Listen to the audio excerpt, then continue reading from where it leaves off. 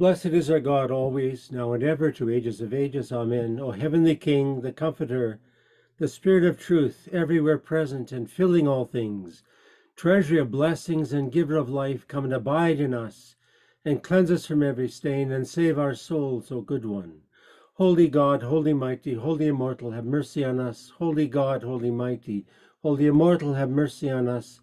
Holy God, holy mighty, holy immortal, have mercy on us. Glory to the Father, and to the Son, and to the Holy Spirit, now and ever, to ages of ages. Amen. O Holy Trinity, have mercy on us. Lord, cleanse us from our sins. Master, pardon our transgressions. Holy One, visit and heal our infirmities for your name's sake. Lord, have mercy, Lord, have mercy, Lord, have mercy. Glory to the Father, and to the Son, and to the Holy Spirit, now and ever, to ages of ages. Amen. Our Father, who art in heaven, hallowed be your name. Your kingdom come. Your will be done on earth as it is in heaven. Give us this day our daily bread, and forgive us our trespasses, as we forgive those who trespass against us. And lead us not into temptation, but deliver us from the evil one. For yours are the kingdom, and the power, and the glory of the Father, and of the Son, and of the Holy Spirit, now and ever, and to ages of ages. Amen. So I think I'll just quickly repeat just basic housekeeping. Stay on mute until you have a question at the end. We'll do a Q&A at the end of the session. If you have concerns or anything, or want to, actually, it would be preferable if you put your question in the chat box, and then we can maybe even prioritize some things there. And especially if there's more than the same question. But in any case, please do that. We'll open it up also, but just have some sort of sense of something. More organized than I am, that's for sure. For those who know me, at least in Saskatoon, know I've had an experience of COVID this past week. So I still feel that my brain is a bit muddled and COVID-like. So I'm going to ask Father Jeffrey Reddy to introduce Nicole. He and Nicole did a thing last Wednesday that I really enjoyed. And I really like his introduction to Nicole. So I'm going to borrow his introduction and share that with everyone. Just give me a second here and we'll get right on it. Okay.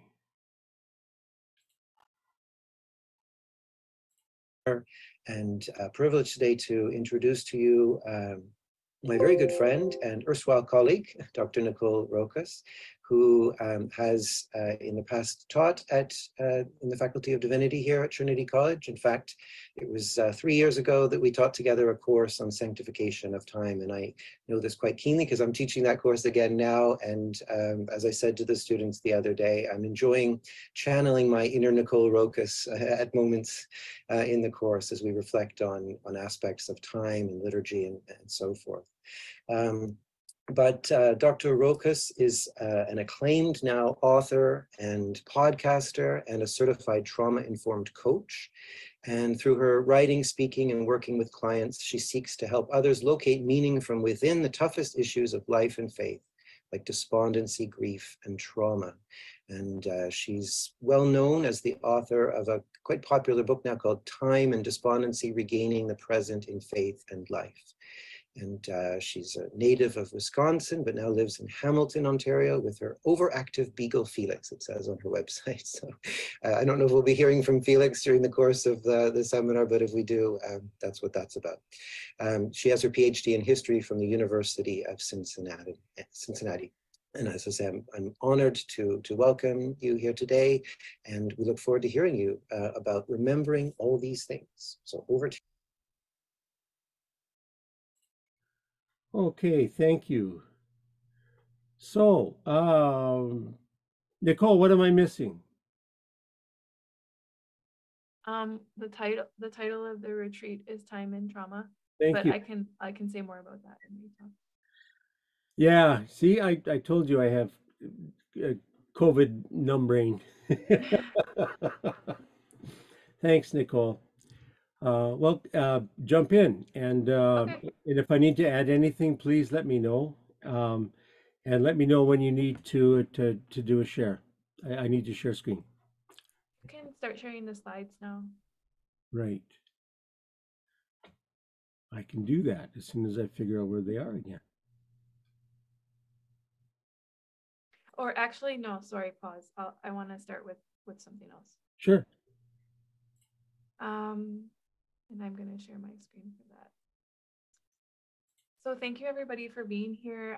I'm so glad to get to meet with you all, and I know a lot of you are based in Saskatoon, where I have never been before, but I know a number of you are tuning in from other places. So maybe if you would just give a little hello in the chat and let us know where you're tuning in from. It's always fun to see where people are from, and if you want to mention your home parish, that's great too.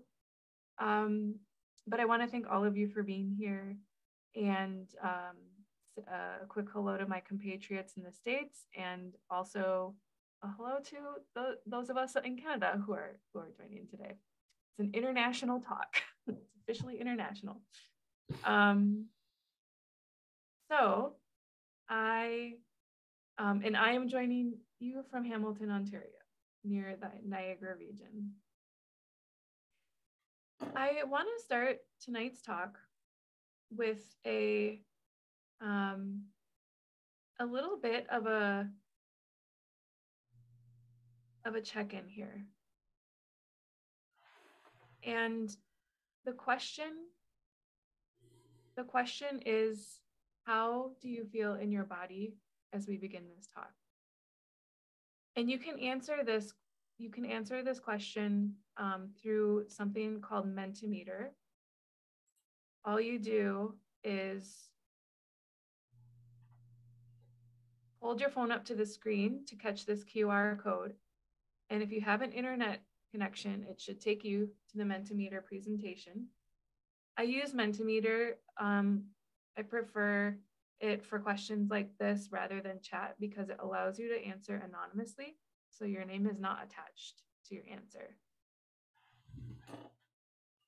So it gives you a bit of privacy, and you have a bit more freedom in the way that you answer. So I'd love to hear from folks. Just before we begin, check in with your body. How do you feel in your body as we begin tonight?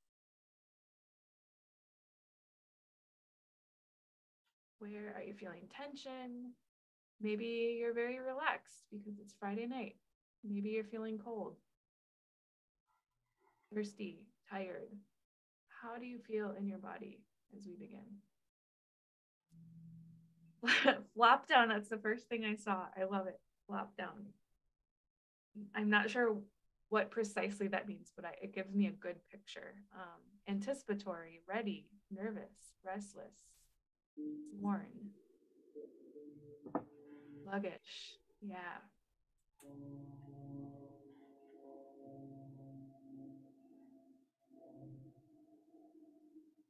I like to start with these with kind of a body check-in. You may wonder, why don't I start with more of a spiritual question? But the reason for that is it's easy to come to a session or a talk like this with just our brains and our minds ready to engage. It's easy to turn faith and theology and retreats even into just more of an intellectual exercise. And by starting with our body, this is just an invitation for us to bring our whole selves to this talk and to this retreat. Not just our brains, because of course, in the Orthodox Church, we recognize that we are body, mind, and soul. That's how God created us as human beings. And we want to bring that whole self to this talk. So thank you for chiming in with how you're feeling in your body. And I'll shift now to my talk. So Father Leonard, if you would like to share the slides. Sure. I will stop sharing my screen.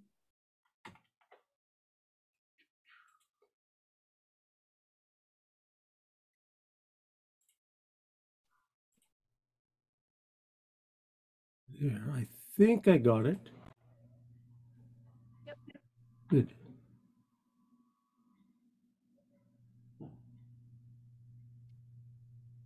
And you can go to the third slide where I have the sessions listed.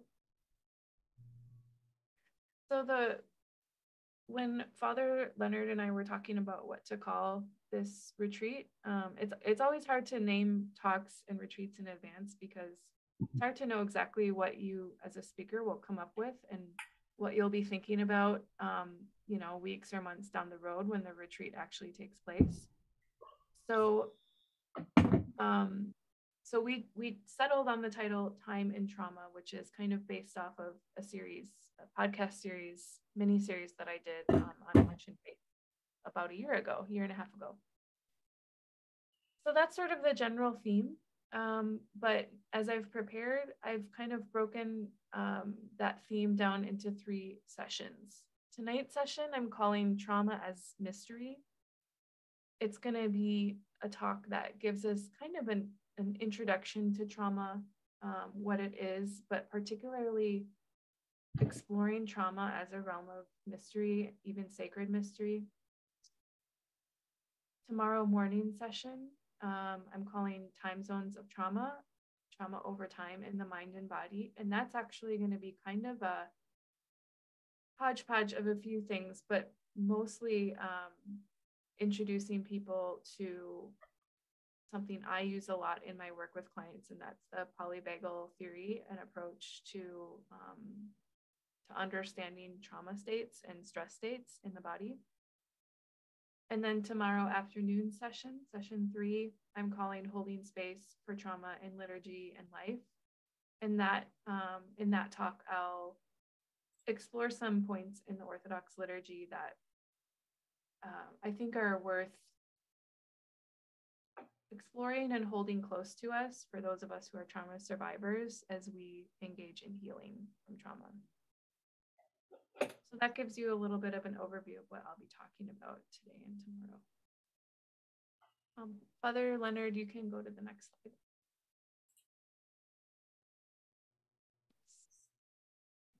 So as we move into this talk, Trauma as Mystery, I would like to begin with a story from my childhood.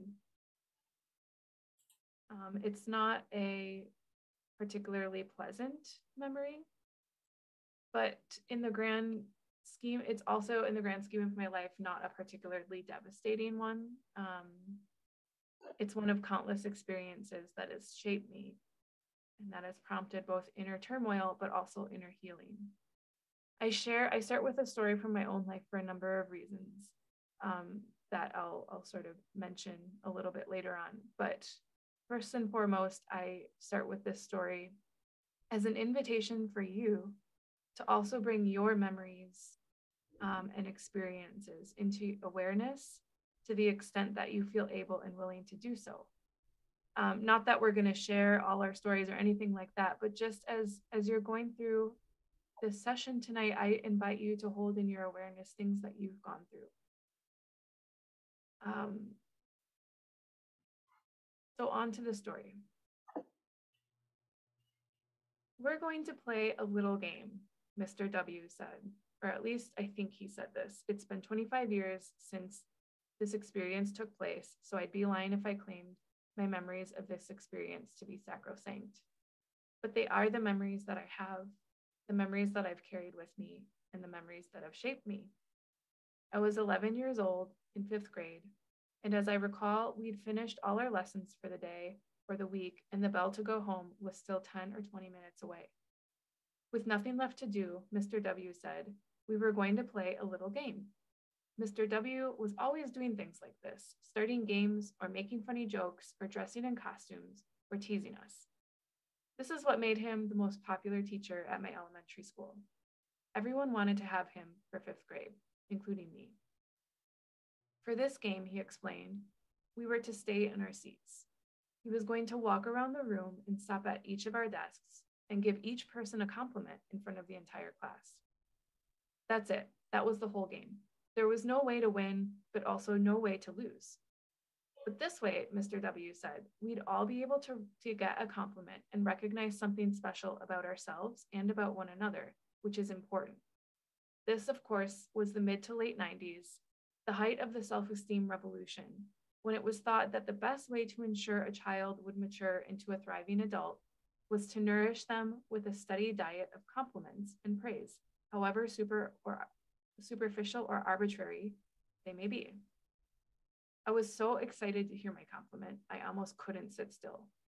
I was the kind of kid who thrived on approval, compliments, and positive recognition, and for various reasons didn't get nearly enough of it at home. By 5th grade, I'd become a compulsive rule follower, quiet and shy to a fault, and I always tried my hardest to get good grades in school because that was the one tried and true method I knew of to gain the love and approval from adults that I craved. So any compliment would have made my day, but from Mr. Wilson, that would have made my year, maybe even my entire life, such as it was in 1996. Mr. W made his way from child to child around the room. He'd stand in front of each of us, one by one, spending a moment in thought as though pondering the essential quality that made each child unique and important members of the class.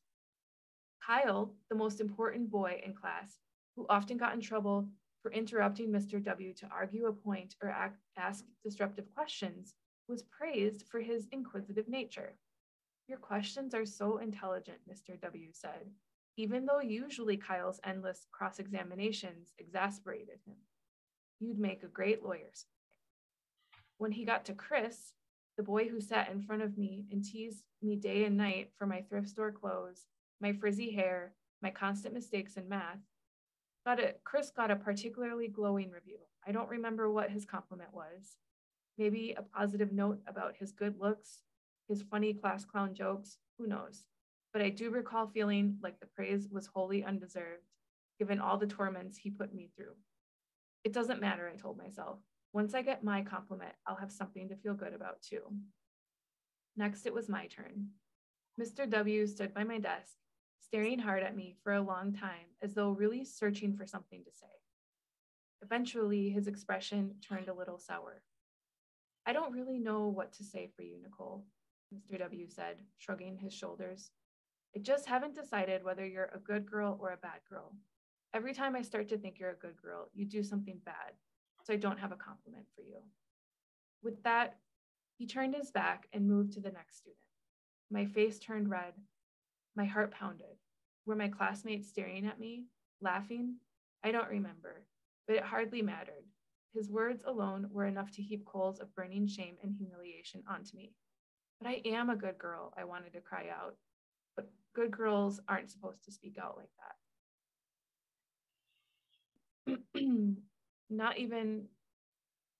If not even Mr. W, the best teacher in school, could see that I was a good girl, then I realized I must not be one at all. He must be right. And so I remained silent, a vow building inside of me to erase any part of me that Mr. W or anyone else might consider bad. From that moment on, I would have done anything to please him, to prove once and for all that I truly was a good girl.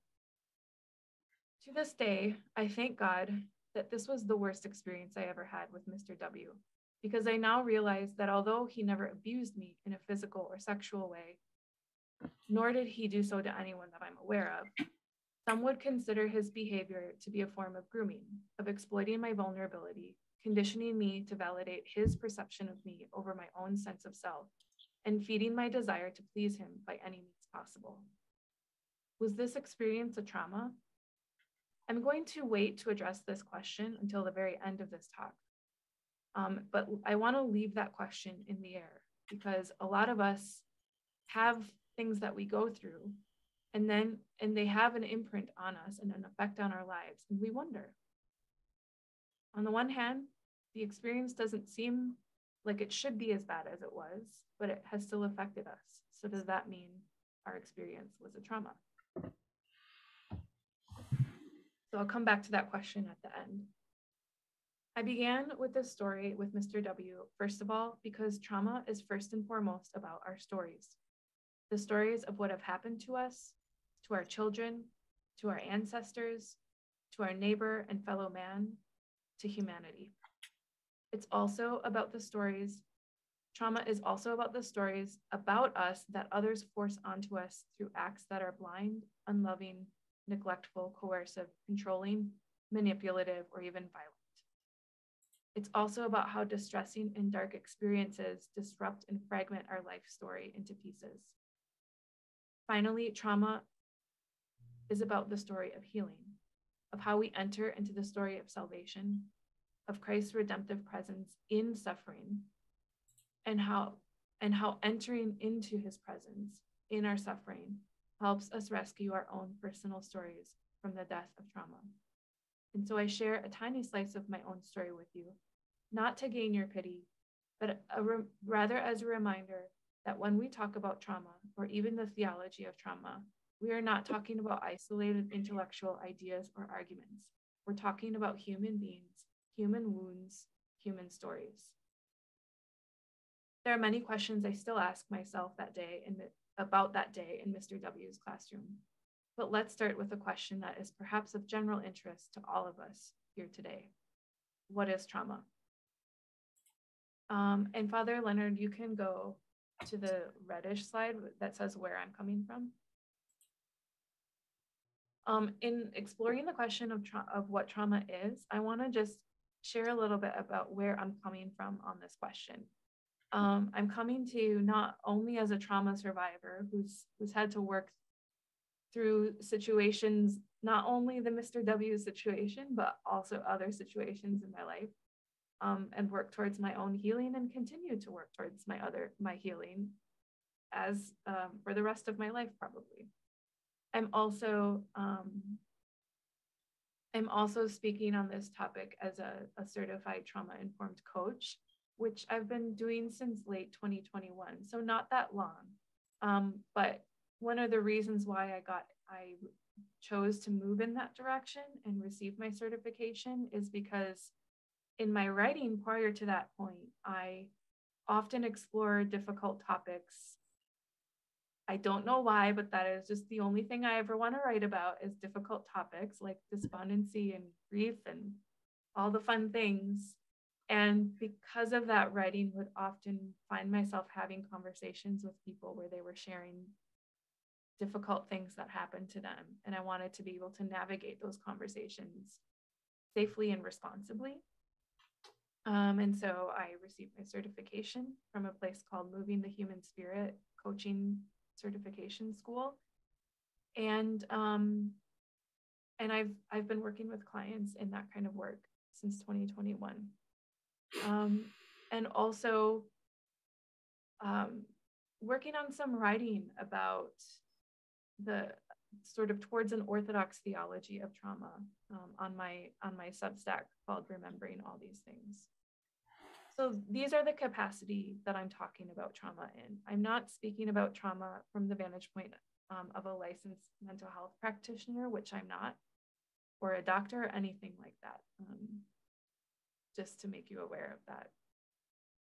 So Father Leonard, we can go to the next slide. The trauma is the past that remains. I want to talk about some sort of definitions of trauma. Maybe one of the most basic ones that I've come across is from a woman named Shelley Rambo, who's a theologian, and she describes trauma as the past that remains. Maybe we could say a wound that remains. Trauma are things that we experience in the past, but that remain with us despite our best efforts to heal from them or get rid of them or distract ourselves from the past wounds. You can go to the next slide. A more a larger definition, this is a working definition that I use with my clients, and you'll come across variations of this definition in a lot of different corners of trauma research. It's the idea that trauma can be thought of as any event or series of events that a person experiences as too much, too little, too soon, or too fast to process. it might help to think of our inner perceptions as we kind of have an aperture when we see and experience things. An aperture on a camera is a device that when you go to press the button to take the picture, the aperture is what lets the correct amount of light into the lens to properly illuminate the image, but not overexpose the film or create an image that's bleached out with too much light. And like cameras, we all kind of have an emotional and psychosomatic aperture. So our minds and our bodies, we have this kind of integrated aperture of what we're able to take in at any given moment. And there are times in our lives when, for a variety of reasons, our aperture is too limited to be able to take in what's happening to us or what's going on around us.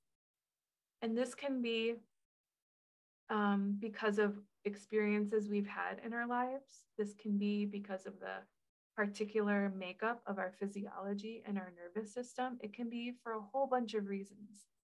We always have some limitation with what we can take in at any given moment. And our nervous systems can become overwhelmed. So if we're experiencing something that's too painful, too distressing, our aperture will only allow a little bit of that in because we don't have the capacity to take it all in. And it'll kind of store the rest somewhere else. This is really oversimplifying the neurology and the physiology of what happens when we experience trauma. But it'll store what we can't process somewhere else. And later, maybe when we're in a safer environment, when we're a little older and we have a bit more neurological, emotional capacity and context to work with, there will be often kind of an impulse where we will try to understand what happened. We may have flashbacks. We may have intrusive memories or feelings that make no sense, that keep interrupting us, that is a sign we need to kind of think about, well, what are these memories? What are these feelings that keep coming up? But basically, eventually we may get to a point where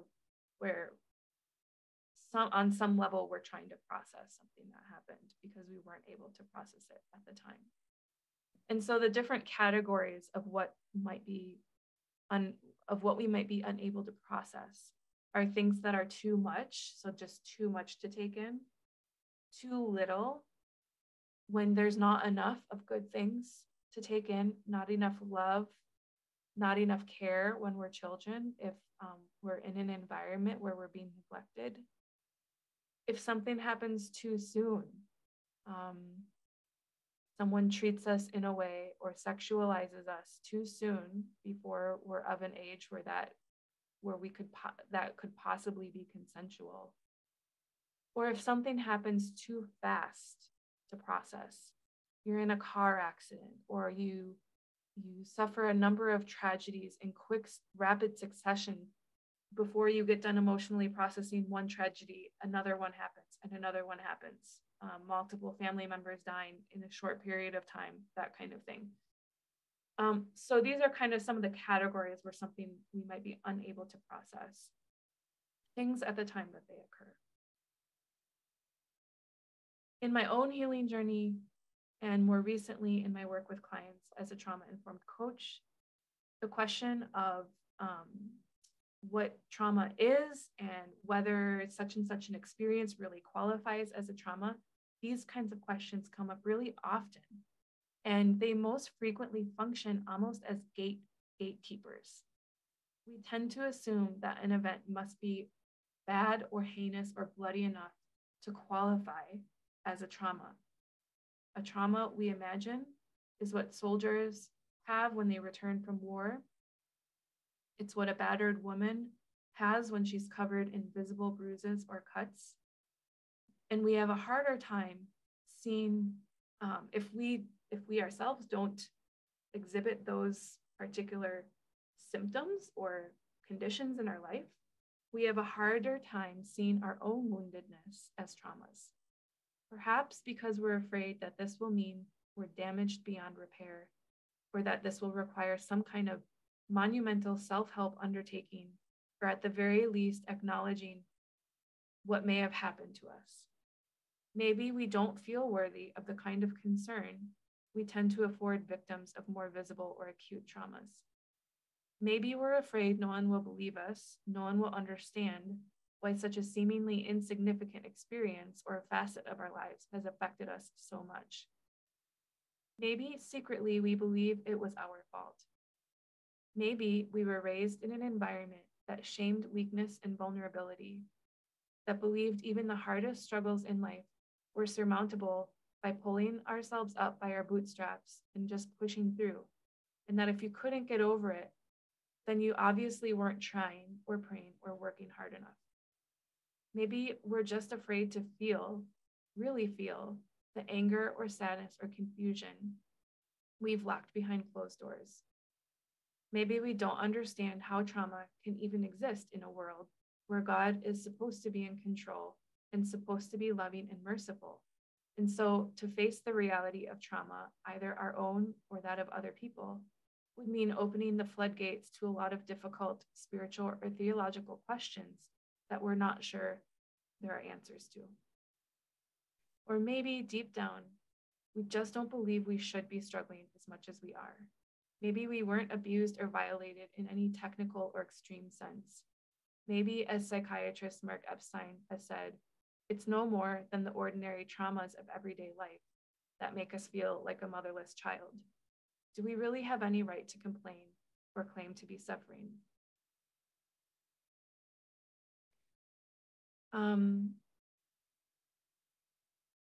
Father Leonard, you can go to the next slide. But it doesn't matter. But to quote Gabor Mate, one of the most eminent thinkers and writers on the topic of trauma who's alive today, it doesn't matter whether we can point to other people who seem more traumatized than we are. There is no comparing suffering, nor is it appropriate to use our own trauma as a way of placing ourselves above others. You haven't suffered like I have. Or as a cudgel to beat back others' legitimate grievances when we behave destructively. We each carry our wounds in our own way. There's neither sense nor value engaging them against those of others. Earlier, a few minutes ago, when I offered some definitions of trauma, I mentioned that really they're only working definitions. This is because there is no singular standard definition or set of criteria for what trauma is. Yes, the DSM-5, the Diagnostic Statistical Manual of Mental Disorders, widely regarded as the most authoritative guide for medically diagnosing disorders, mental health disorders, does contain diagnostic criteria for post-traumatic stress disorders, as well as some other stress and trauma disorders. Symptoms that include things like unwanted, upsetting memories, nightmares, flashbacks, emotional distress after exposure to traumatic reminders, inability to recall key features of the trauma, a heightened startle reaction, and exaggerated blame of self for causing the trauma, to name just a few of the many criteria a person must meet in order to basically qualify for the diagnosis of PTSD. And if you ever want to read the diagnostic criteria for PTSD, it's a lot. There's a lot of things, a lot of criteria you have to meet to have that diagnosis. And so it's unlikely that many of us would meet the official diagnosis of PTSD, even if we suffer PTSD like symptoms and distress. It's just as true, though, and increasingly acknowledged by medical professionals and researchers, that many people suffer from the long-lasting symptoms and distress of trauma, who've either never been diagnosed or who will never meet the full battery of criteria to be officially diagnosed with something like PTSD. This is partly because our current understanding of trauma is incomplete and very much in a state of flux right now, and things like the DSM haven't quite caught up with it. A lot of this is because of the rise of new brain science over the last few decades and what we're learning about how the brain operates and changes over time. In fact, the most recent book by Gabor Mate, the trauma researcher I've already quoted from, and I will probably quote a lot from him because his book only recently came out and I'm reading it at the moment, so it's sort of top of mind. But anyway, this particular book, he has a lot of them. This particular book is entitled The Myth of Normal. And the title is intentional. It conveys a central theme of his book, namely that trauma and its effects on humanity are highly pervasive and, in a sense, everywhere. The idea that some of us are traumatized, or a select few of us are traumatized, while most of us others are normal and unscathed, is a myth. When we take into account the generational effects of trauma carried down even on a cellular and epigenetic level, which is what one of the things we're starting to learn about trauma, not to mention the phenomenon of secondary trauma, where you're not the person experiencing trauma, you're witnessing it indirectly by having it described to you by others, which we're all susceptible simply by reading the newspaper. Most of us probably fall somewhere on the spectrum of being trauma victims. This is not a clinical or diagnostic statement. I'm not qualified to offer any kind of diagnosis like that, but simply a reality that more and more researchers, scientists, medical and mental health professionals, philosophers, theologians, and just ordinary human beings are beginning to recognize how prevalent trauma is. And this trend isn't to suggest that everyone has PTSD in a clinical sense, nor even that we're all traumatized in a pathological way, but rather to suggest that the phenomenon of trauma, in all its heartbreaking complexity, has something important to teach us about what it means to be human. Maybe part of being human is that which makes us vulnerable to trauma. We are, as creatures, easily wounded, easily broken, easily fragmented, sometimes beyond recognition, but glory to God, never fully beyond repair, in a sort of sacred and divine sense. The omnipresence of trauma is something that I think we as Orthodox Christians need to heed and respond to. And I think where that starts is first and foremost within ourselves, just as everything else in the Orthodox life begins with ourselves, like repentance, like turning towards Christ. We have to begin with ourselves before trying to impose some kind of rule or narrative on the world around us. If we're not willing to start with ourselves, we can't impose something on others. So we start first and foremost within ourselves, and second, with regard to those around us, our neighbors, as it were. Understanding trauma allows us to better minister to people. It allows us to better be with people as human beings. It allows us to grow in awareness of the damage that others carry within them, and maybe even more aware of the harm we cause others, because just as we're easily wounded, we easily wound others. And this act of wounding others not only harms the person that we wound, it harms us. It inflicts on us its own kind of trauma, in the form of what some people call moral injury or moral trauma. In lieu of, so bearing in mind the fact that there's not some kind of golden overarching biblical standard definition of trauma. There are many other attempts to articulate or illustrate something of the nature of trauma or what it does in the body. I shared with you a few of the working definitions that I use with clients and elsewhere. But maybe it helps to return to basics. The Greek origins of the word trauma simply mean wound. But we're not talking about a paper cut kind of wound, a kind of wound that will just heal overnight with or without a Band-Aid. We're talking about a kind of wound that in the moment may seem superficial, may seem like it's no big deal. But later, when it fails to heal, when it won't stop bleeding, it becomes apparent how deep that cut really is. We're talking about the kind of wound that needs stitches, that needs help and protection and safety to really heal. And even then, there may always be a scar.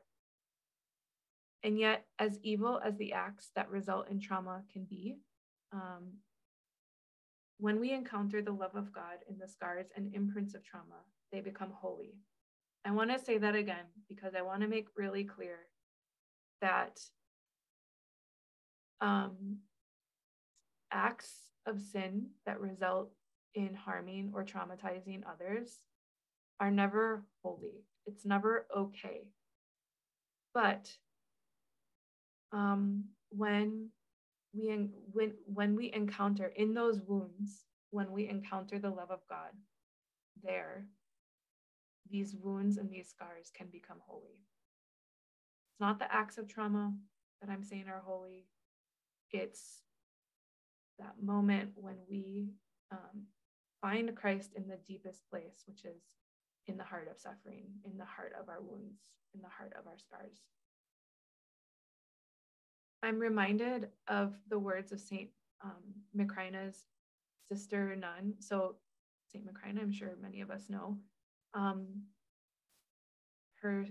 one of her fellow sisters in the convent, Vestiana, reminded of her words as she helped Saint Gregory of Nyssa, Saint Macrina's brother, tend to the saint's body after she had fallen asleep. As Vestiana and Saint Gregory began to disrobe Macrina in order to wrap her in the customary grave linen, Vestiana suddenly stopped Gregory. Do not let this miracle pass by unnoticed, she tells him, and suddenly pulls back Macrina's garments to expose her bare breast, which was a shock for St. Gregory. Why should this scar surprise me? Asks Gregory. Because, replies Vestiana, the scar has been left on her body as a reminder of God's powerful help.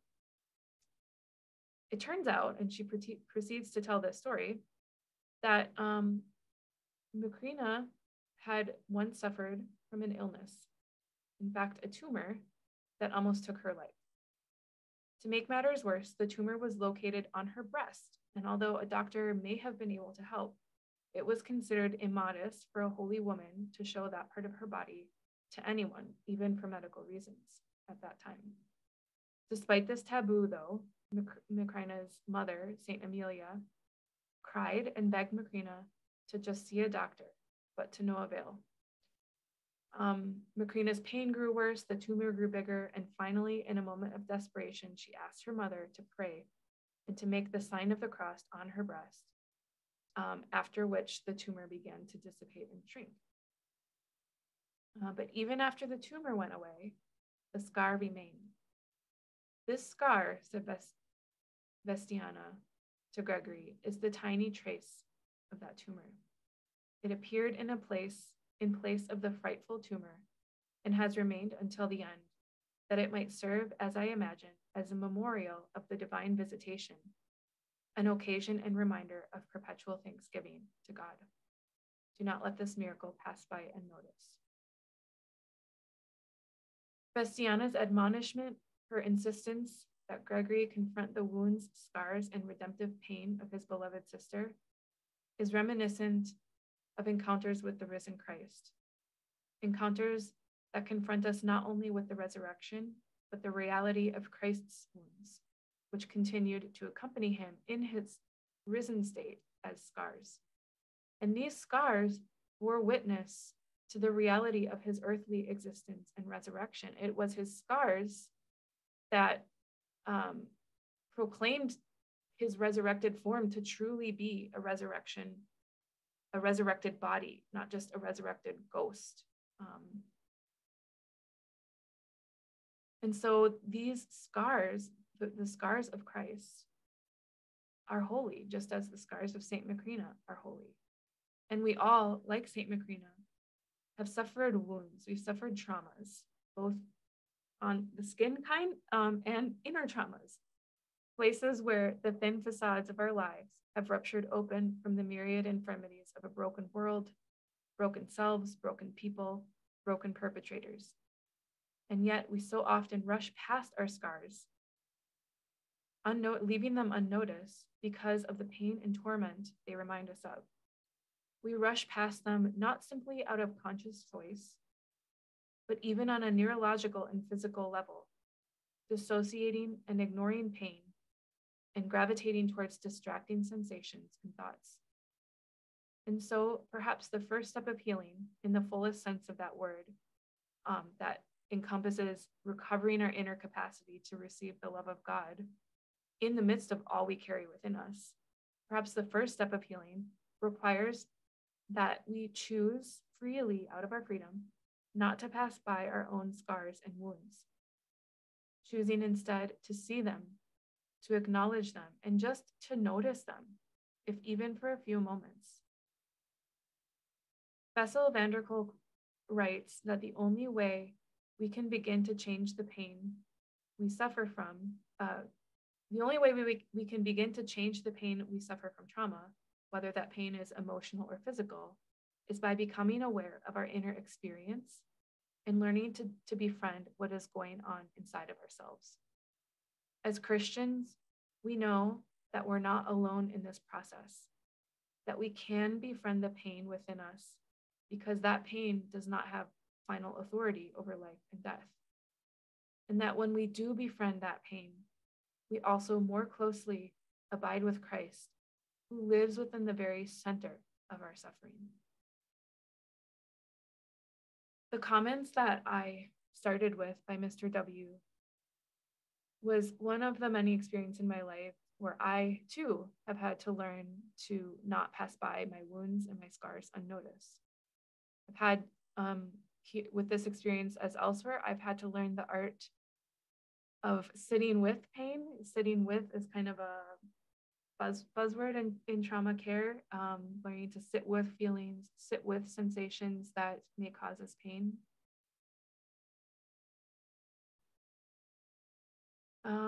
I'm hearing that my microphone is not, I'm seeing in the chat my microphone is not working. Is this correct?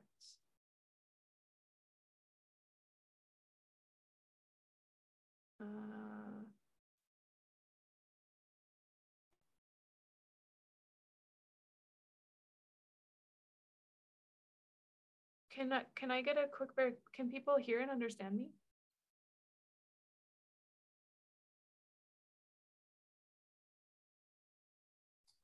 Yes, we can hear you. Okay, so maybe it was just one person. It might be the audio settings on there. Thank you for all the yeses. It's helpful. Got it. So the comments I started with from Mr. W, those painful comments, were just one of many of those experiences where I've had to sit with the pain instead of running from it and further fragmenting myself to get away from that pain. So what have I learned or gained from sort of being able to sit in some of that pain? When I think back to that day in 5th grade and the compliment, or rather lack thereof, that Mr. W gave me, I can still feel the heat rise to my face, the heat of shame, of humiliation, of a dogged insistence that I needed to prove myself to him and to others. What I don't recall was it derailing me at the moment. I don't recall telling my parents or my brothers or my best friend in the other fifth grade class what he said. I must have gone on with my day, my year, my little kid life. And so, was this even a trauma? I don't know. And to some extent, the question is a distraction. I think that in trauma, there's something of a mystery. There's a hiddenness to trauma.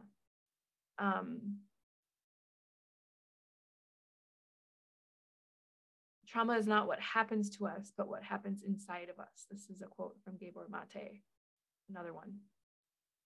And if you have ever been in an experience of trauma, you know how difficult it is to think about or face that experience head on within ourselves.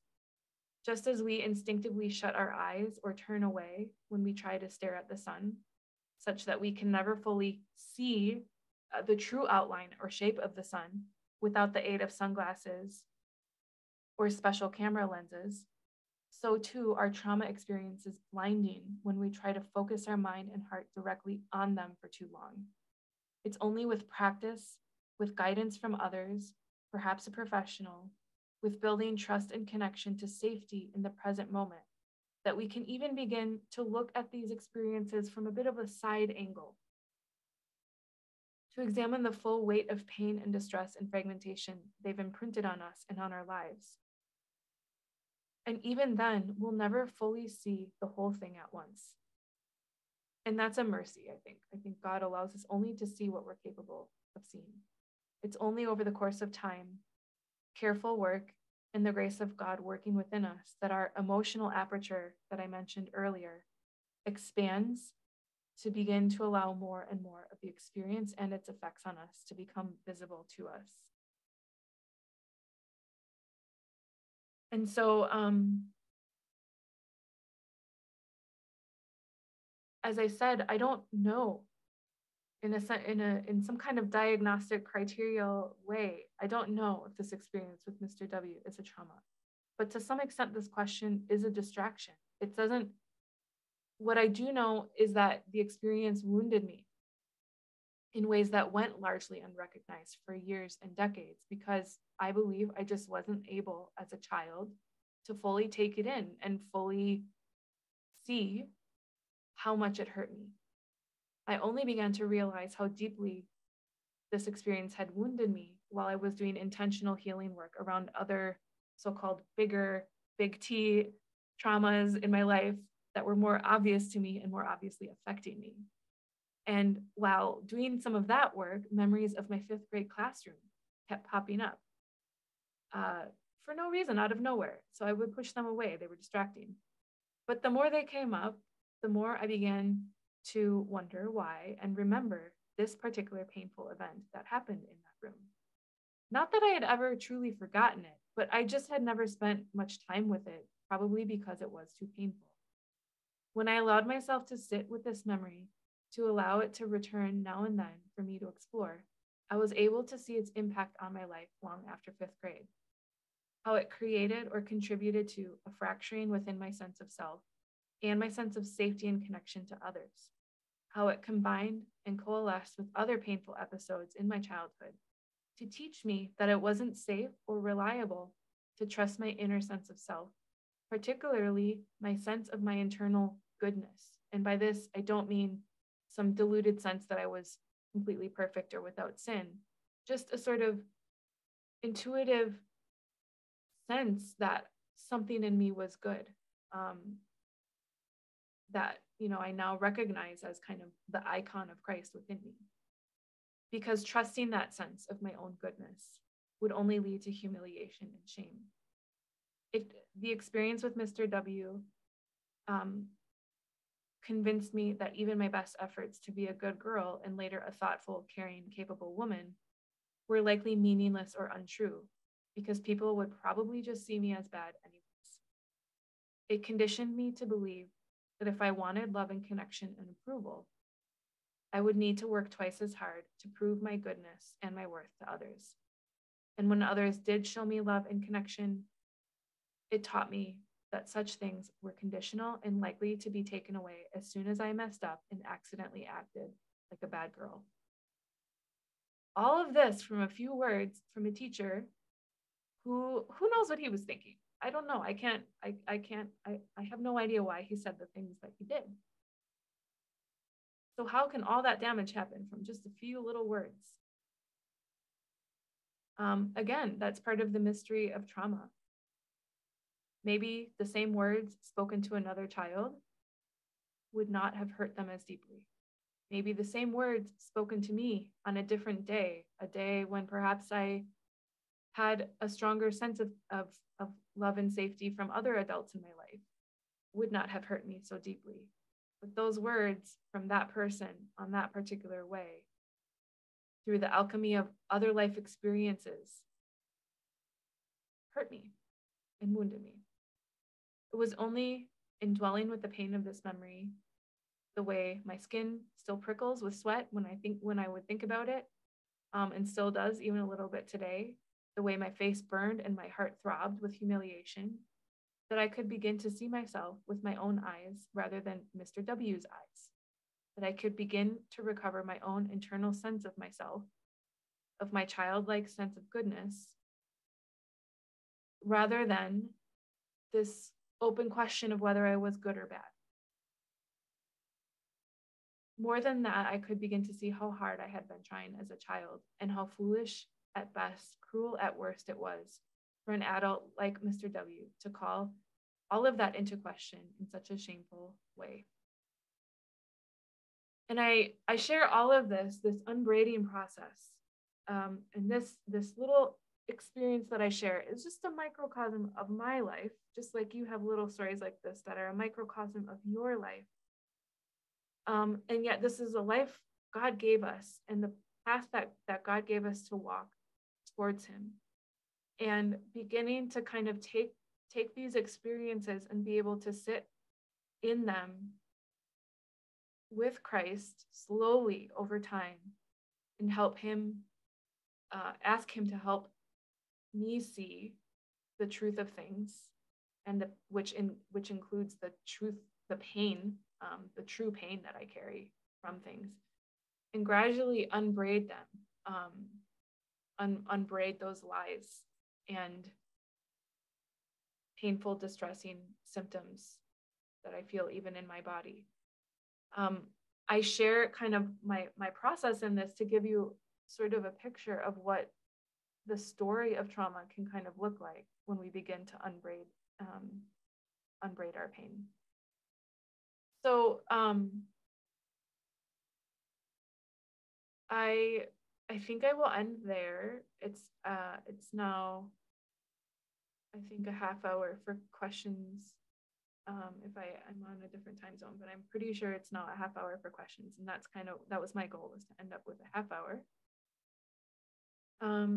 And so I would love to hear some of the things that this talk brought up for you, or some of the insights and ideas that it sparked for you, or questions if you have it. Yeah, we can open things up. Thanks, Nicole. There's nobody who's put a question in the chat box, but if anybody has something, just unmute yourself and just maybe introduce yourself, where you're talking from, and ask your question.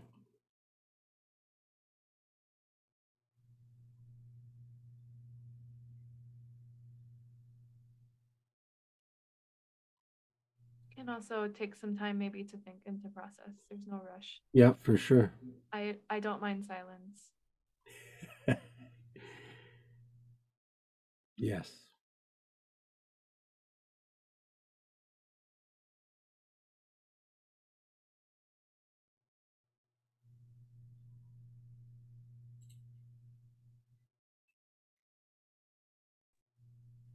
Hi there.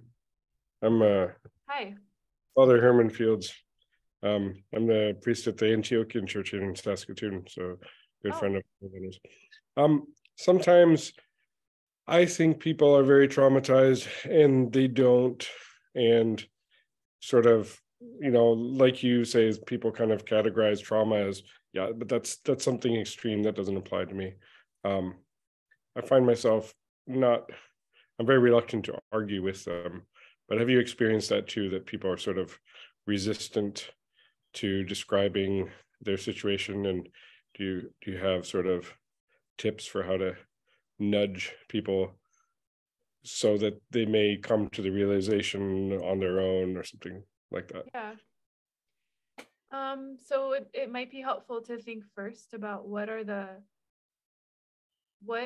benefits of using a word like trauma, or having someone realize that trauma is maybe a factor of what they're experiencing and struggling with.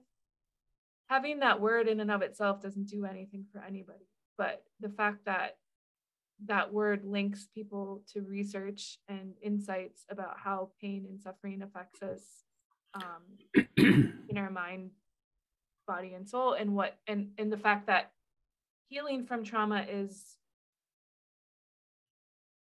a bit different of a process than healing from something a bit more simple, I guess, or straightforward, like clinical depression. That might sometimes all you need for clinical depression is medication and symptoms resolve. But something like trauma, as you probably are aware, Father Herman, it can be a lot deeper of a process than that. So the first question is, well, what would it benefit this person to recognize trauma in their life? My sense is it's not that word itself, it's the insights and direction that word might give a person.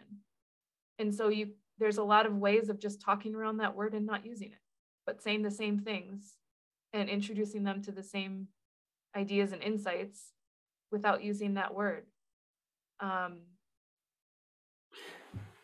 Asking about, like when I work with people, I never use the word trauma until they first do. So some people may come to me and be talking about things where I'm like, oh, that sounds like this, or that sounds like trauma. I don't say, you should think about the fact that you might have experienced trauma. I ask them, what was that like for you? What are the challenges this is causing for you right now in your present life? How does this past painful experience affect you in your, what parts of that are you carrying? What parts of that are the most painful for you? What are the feelings that are distressing you right now? And pay attention to the words that they use and use those same words. It might not be trauma, but you can have more or less the same conversation around healing, in the way in the language they're willing to speak. And for example, I've noticed something similar with women who've been in situations that by all standards of human decency were abusive, but they will never use the word abuse. They will never say, my husband abused me, my father abused me, because these are people they love and they don't want to use that word. But they might be able to use words like, my husband was controlling. My husband was cruel at times. My husband was sometimes vindictive or jealous or what have you. And we can use those words which aren't as heavy-handed, and they don't carry as much sort of emotional intensity for people. And in some ways are even more precise.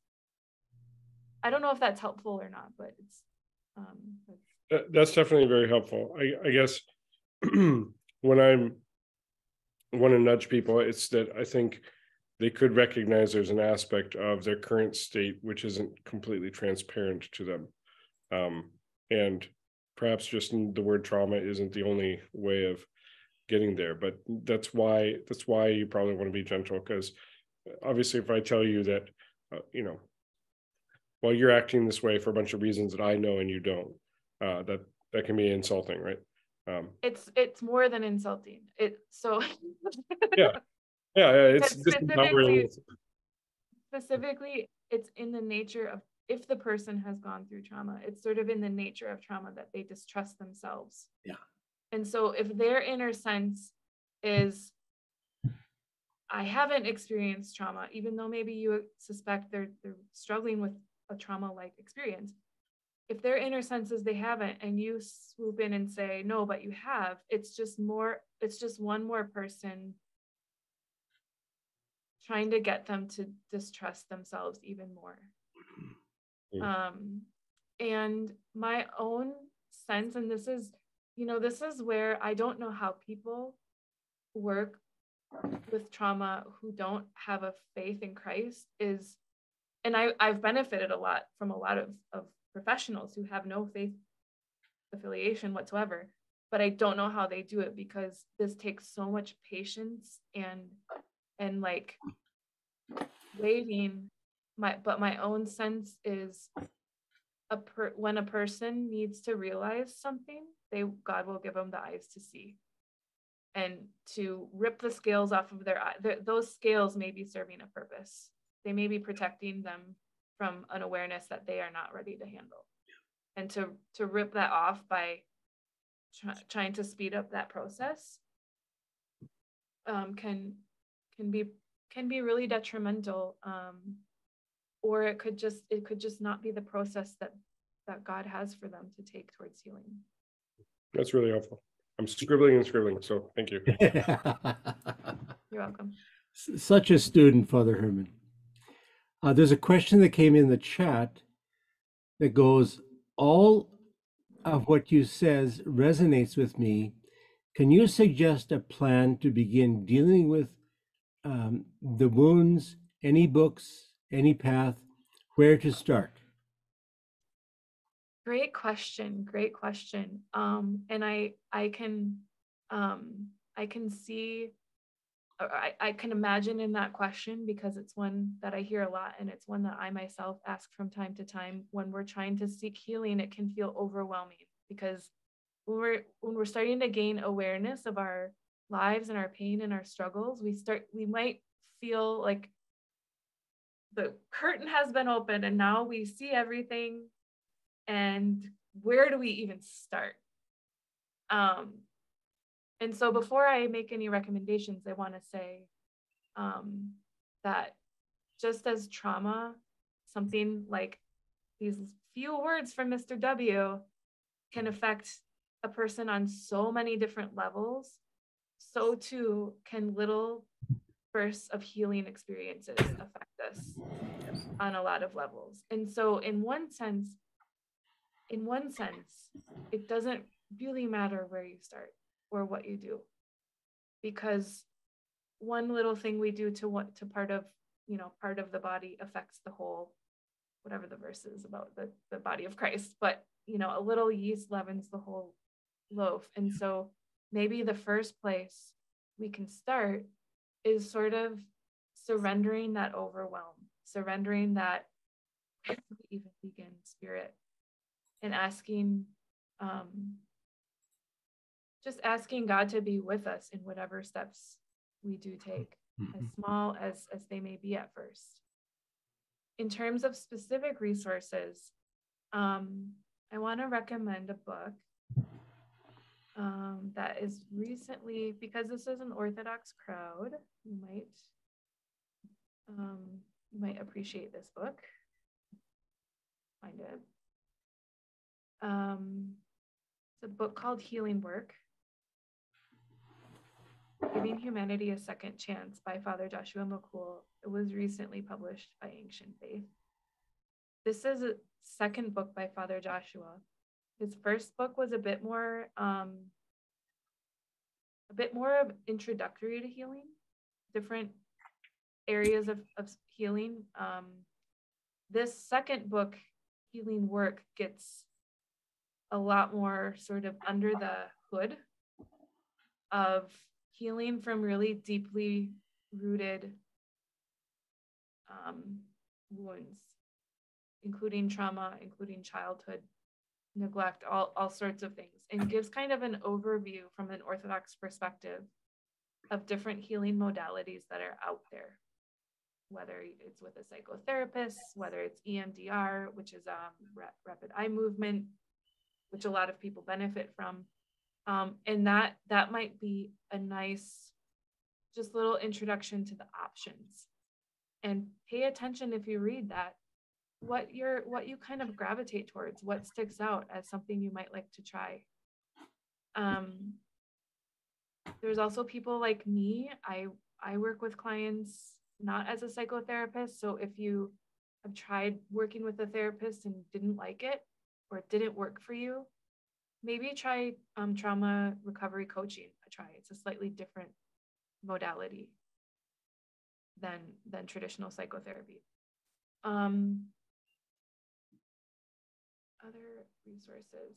I also have a podcast series. It's in the resources list, but it's the Time in Trauma series, which is kind of an introduction to trauma. It's kind of like this talk, but because it's 9 episodes and I had more time, it goes into a lot of detail. The Time in Trauma podcast mini-series that gives you a bit of an intro, more detailed intro to what trauma is.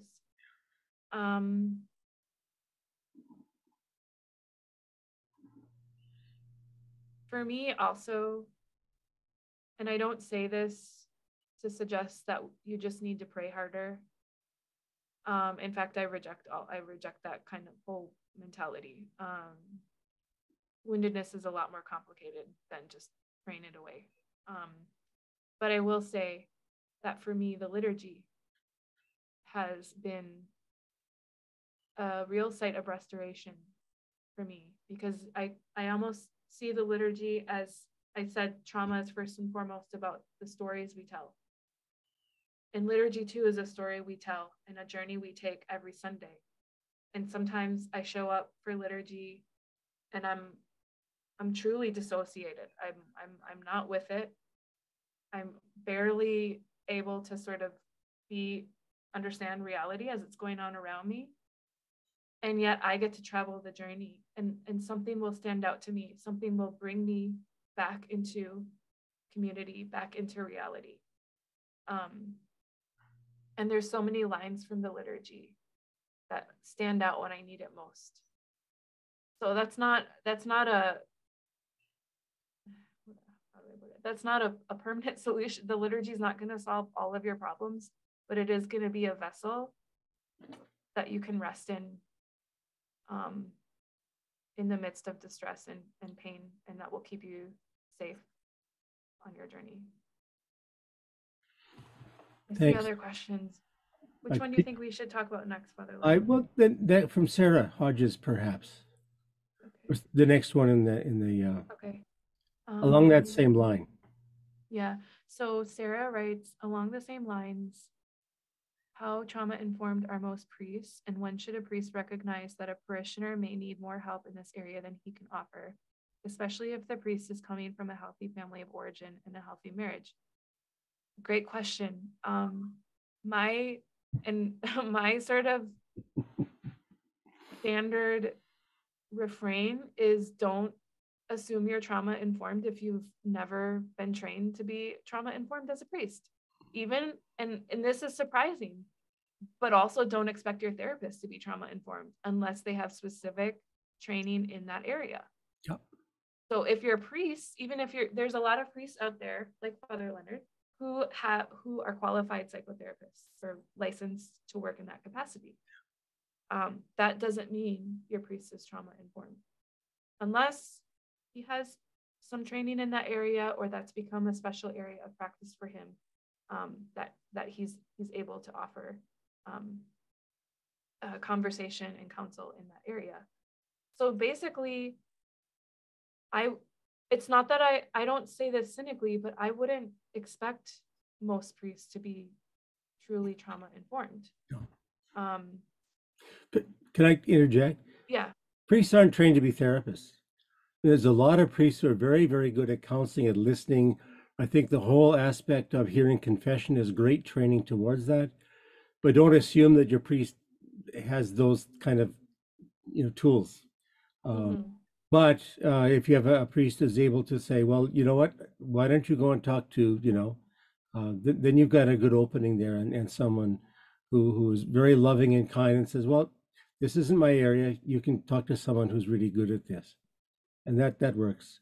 I've been blessed. Yeah, I've had, a lot of training and lots of it. Trauma is one of them, but there's a mhm. lot of stuff out there to learn. There is, and it's hard to stay even when you are quote unquote trauma informed. It's hard to stay up to date. Oh, It's hard to, and you're still human, so it's not like this is a, oh yeah, you and know, I still have. I mean, I still do therapy with people, but I still have a connection with my old supervisor to make sure that I'm on track. I don't assume I know anything. If I mhm. feel kind of weird, I will go and talk to someone who I trust, who will help me adjust. And that's something else that the therapists generally do when they're really well informed and healthy. Yeah. One of the benefits of a trauma informed approach is not that it teaches you what to say to help people get better. It basically pounds into your head how easy it is to mess people up and what not to say and Yeah. how to listen. That's Listening, basically the listening. That's but I did want to say to this question, there's kind of a bell curve here, and most priests in the middle are going to be kind of your typical priest. They're able to hear confession. They're able to sort of hear and offer counsel on a certain spectrum of the human condition, valuable counsel. But there's going to be some things that fall out of their range, and hopefully they're able to recognize that. There's going to be some priests in the like sort of positive end of the bell curve where they have additional training and they may offer to provide a special kind of counsel for you if you're struggling in certain areas. I think those conversations have to be careful. It's got to be clear what kind of conversation you're having. A confession is not the same as a therapy session. oh no. Even if your priest has offered is a trained therapist and you would like to see him as a therapist, Oh there yeah. has to be some clear lines there. They're very distinct, different. Yeah. Oh, absolutely. And then on the other side of the bell curve, the dark side, there are some priests who, in their brokenness, cause real harm, knowingly or unknowingly. Yep.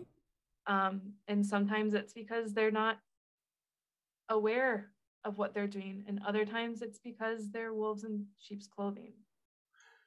I think it's okay to be vigilant about this Yeah. and wise and discerning, and don't share all of your most vulnerable life experiences with a priest simply because he's a priest. You wait until there's a foundation of trust, even around things like confession. Oh yeah. Oh, you've got So to feel safe. Yeah. yeah, Yeah. I don't know if that helps Sarah, but that's what I would.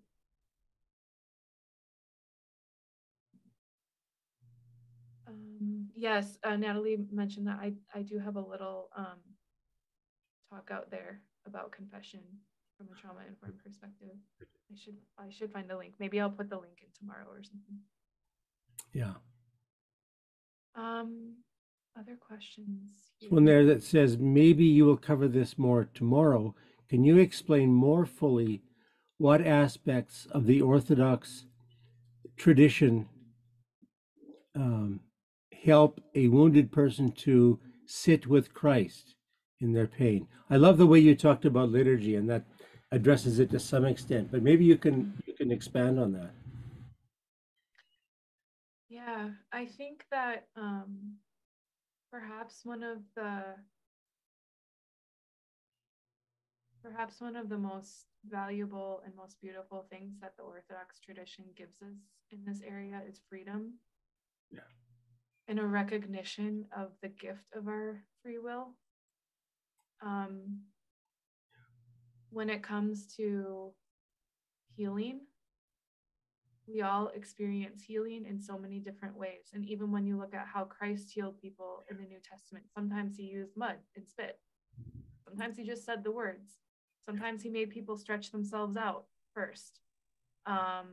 Sometimes there were all different sort of ways and methods, quote unquote, that he used to heal people. And I think that we have to be careful when we're thinking about what parts of our tradition can we lean on for healing, that we don't start making one size fits all. Just say the Jesus prayer. Yeah. Just use your prayer rope. Just pray more. Just, it starts to turn into this cookie cutter thing. So that's not what I want to do. I want to kind of try and avoid that. But what I can say is that we all, it's almost, I don't want to trivialize it, but like it's almost a form of play sometimes, I think of it.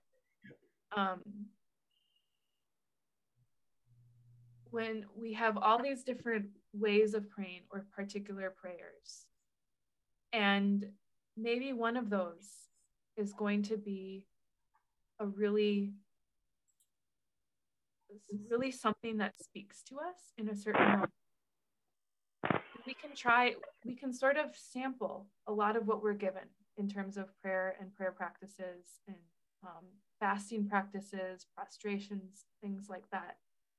One thing for me personally that has really helped me, I'll be right back. I'm going to just grab my prayer rope so I can demonstrate.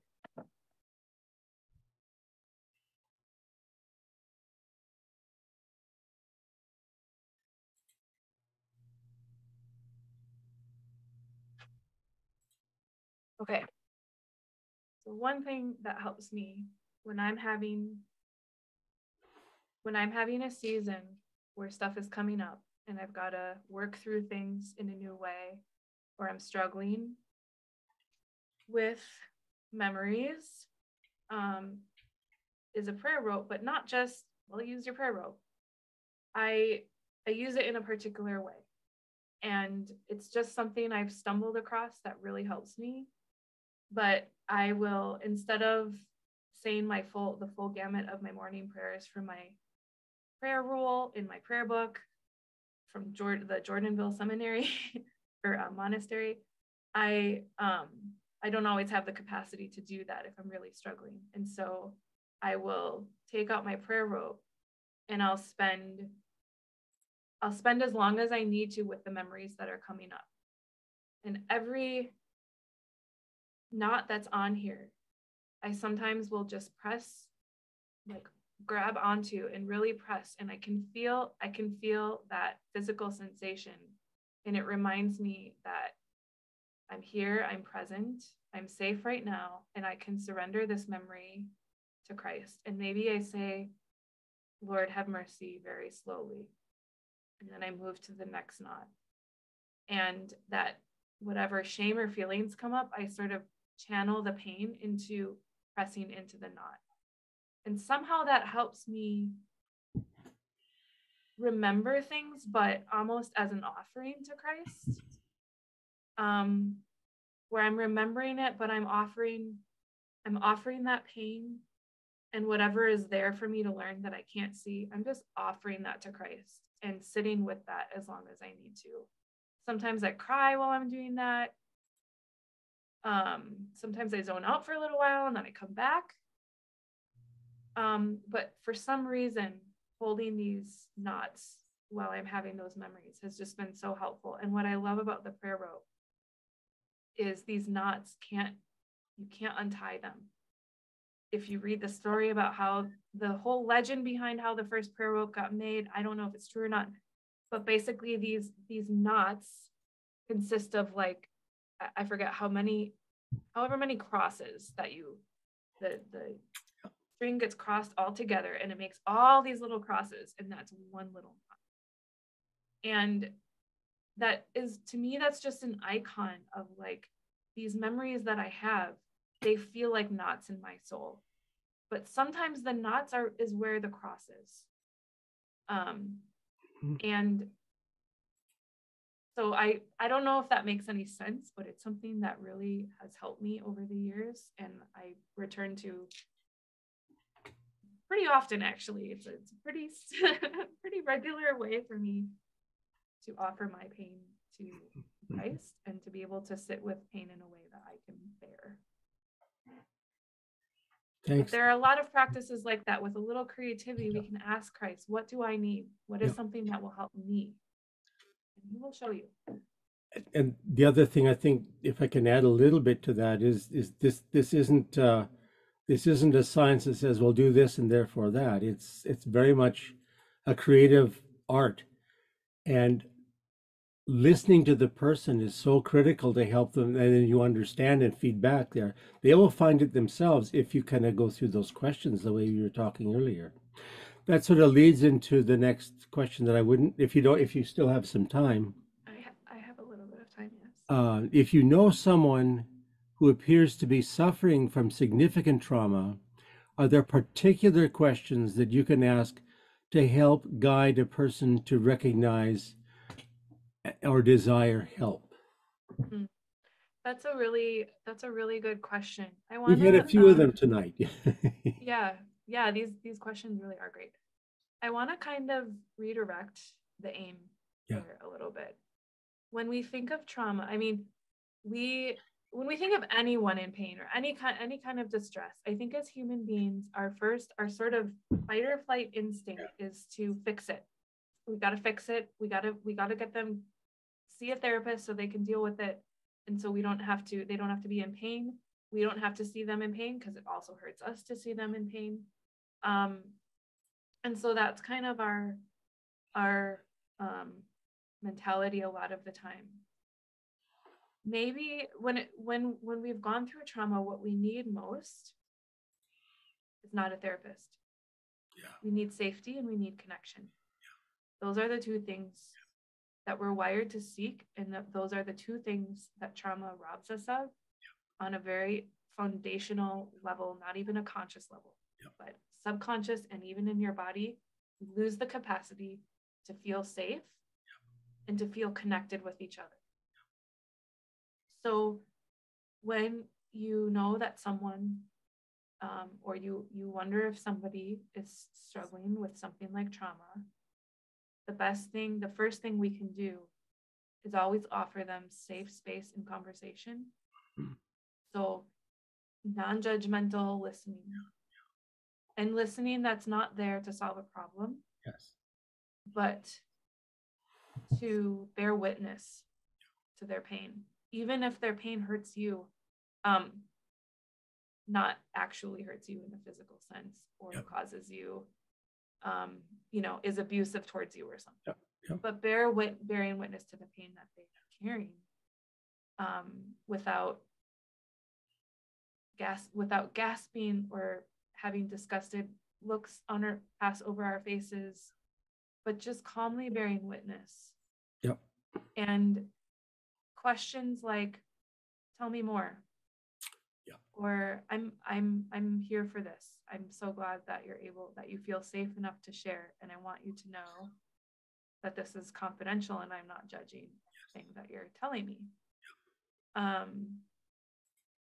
When people begin to experience safety and connection with others, that's when their eyes are able to see with greater clarity how much they're suffering. Because maybe for the first time in their lives, the environment is safe enough for them to come to that realization. It sounds weird, but if we've gone through things where we've lost the ability to feel truly safe, to be ourselves and let our guards down, our minds won't let us realize our distress, because it's not safe. We don't have an environment where we can truly be defenseless and realize our vulnerability. So offering people safety and connection is maybe where we should start. And maybe eventually somebody realizes how much they're struggling, and they begin to have sort of an openness or a desire for things to change. And that's maybe when we can start to mention options that are out there, like seeing a professional, like community resource groups around trauma, or other resources of healing. But simply sort of nagging people, or really, nagging is not the right word, because I think this question is really coming from a place of compassion, but entering into it with a fix-it spirit of, I think you should get help, might really just be make the person feel more unsafe and disconnected from community than they already feel. And obviously I don't know the situation, so I don't know for sure, but that's The, possibility. yep, they're always different. They're always complicated. When you, yeah. Thank you, Nicole. I think that's so bang on. Thank you. Thank you. One more quick one.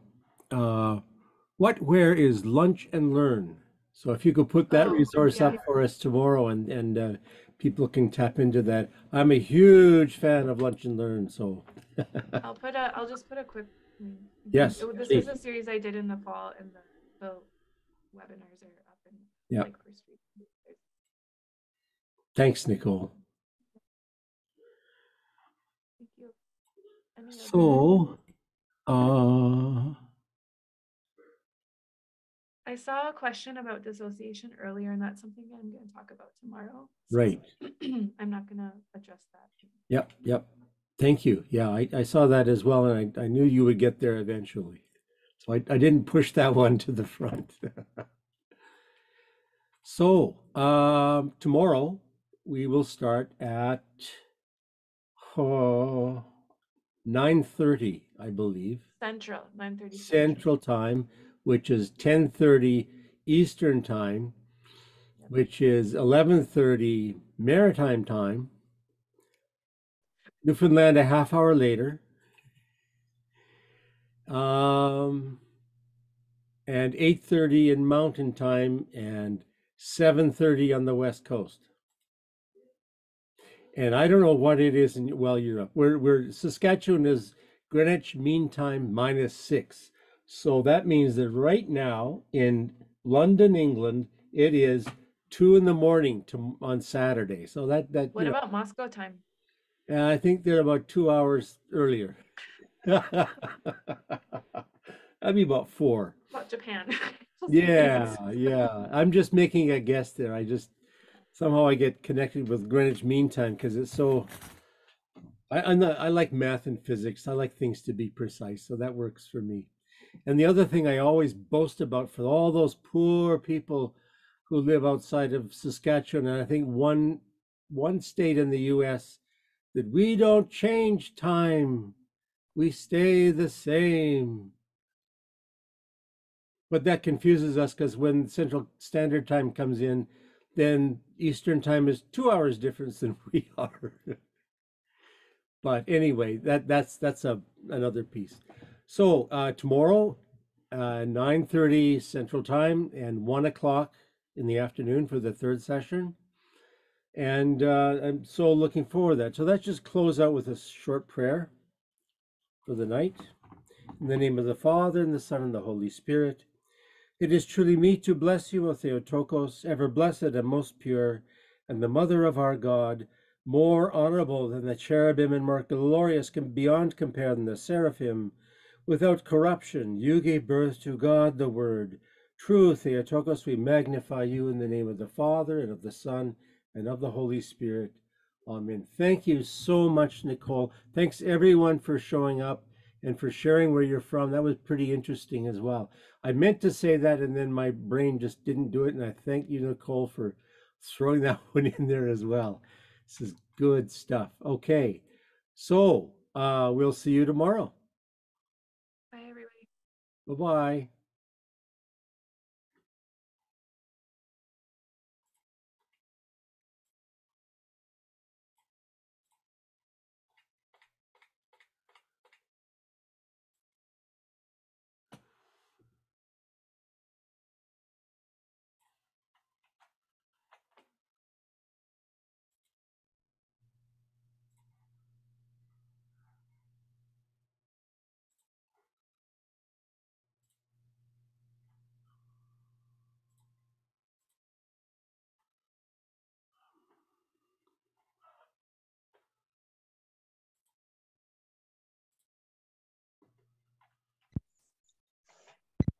Hi, Bob.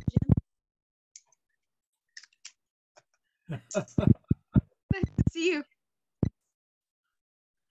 Hi, Cheryl. Hi, Cheryl. Hi, Father Leonard. How you doing? Yeah, good. Hi, Matthew. How's it going, Bob? Yeah, good. How are you? I'm well. Good. Father Leonard, James, Dale, and we lived at the cathedral together. We were church mice together. Oh, Lord have mercy. Do I want to hear any stories there? Ah, Sure. Lots of Okay, Lots of good stories. I Yeah. probably would, yes. They'll only curl my hair, yes. Good to meet you. Thank you. Thank you. Thank you, Father. Yeah. So glad Okay. you showed up. We had a nice, diverse crowd. I would say Yeah. that, at least a quarter of the names I didn't recognize. So I'm very encouraged by that. That's great. Yeah, we got the word out quite nicely. Which reminds me, I should probably stop recording this. There we go. And I just copied the Q&A, so we'll keep a record of that. And I'm also recording a transcription of this for Nicole for her future reference as well. So I don't know, I'm biased, but I really like this woman. I think she's a pretty awesome teacher. I love how there's nothing sort of sensational about the way she talks. Not at all. Do anything to grab our attention. Yeah. And she just says everything so simply. But it's so, what's the word? I wanted to say to the point, but that's not right. It's The word that comes to mind for me is succinct. I feel like it's more than that.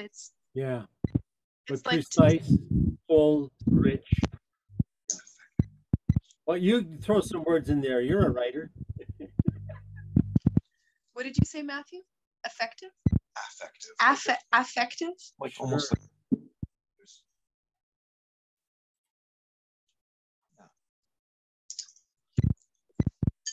No, say what you mean.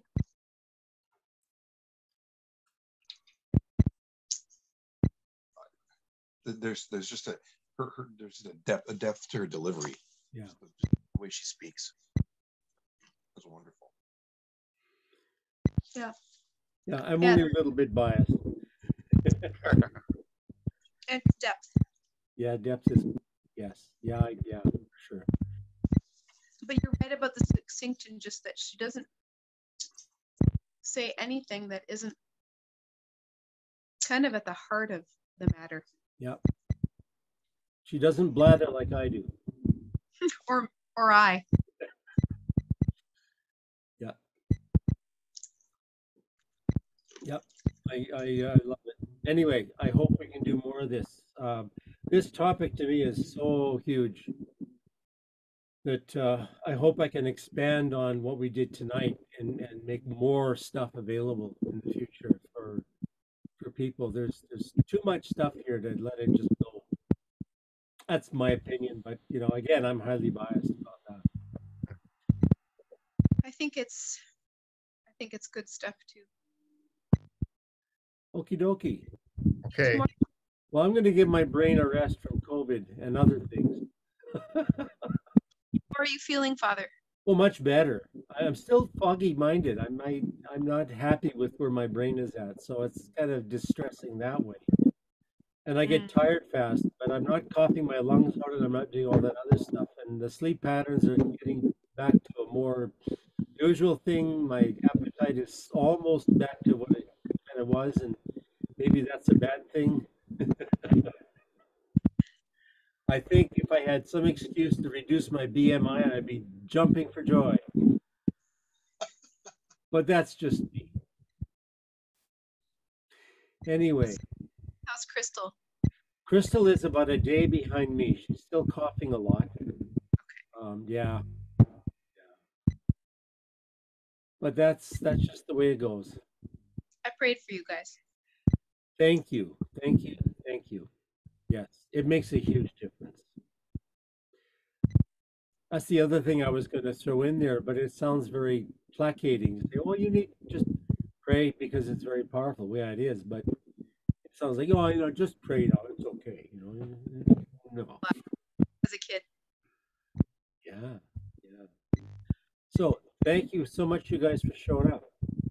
Thank Yeah. you too. I'm going to sign off if I can figure out how to do it. Oh, I can fix that for you right away.